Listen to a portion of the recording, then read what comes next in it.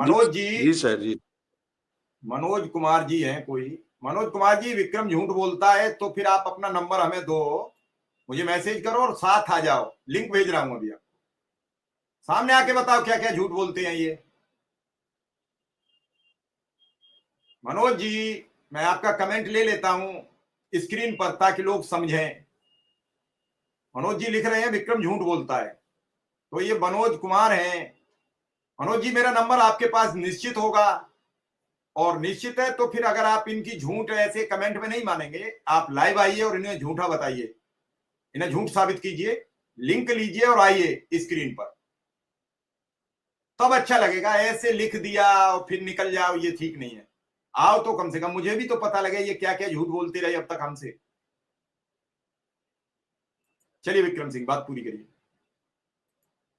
जी sir, तो वही मैं बता रहा था।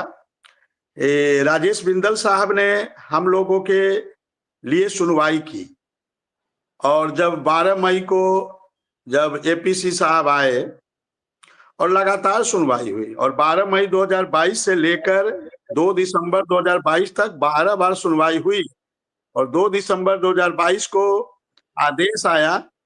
हालांकि थोड़ा आदेश में कमी रह गई, वो 1 साल का ही आदेश आ पाए कि इनको 1 साल का आप भुगतान करिए, और आगे के निर्णय के लिए सरकार को पे जज साहब ने छोड़ दिया कि सरकार आगे के लिए सहानुभूति पूर्वक निर्णय।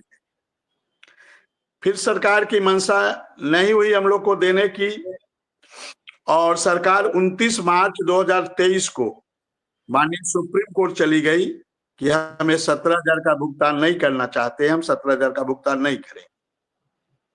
और चूंकि सरकार 29 मार्च को गई, हम लोग भी माननीय सुप्रीम कोर्ट में गए, क्योंकि जो डबल बेंच का आदेश आया था उससे हम लोग भी बहुत संतुष्ट नहीं थे, क्योंकि डबल बेंच ने आदेश दिया था सिर्फ 1 साल देने के लिए।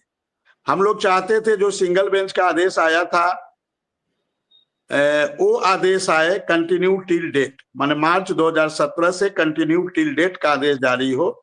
हालांकि डबल बेंच ने, राजेश बिंदल साहब ने और जे मुनीर साहब ने हम लोग के पक्ष में काफी फैसले दिए हैं, उसमें काफी कुछ उन्होंने लिखा है।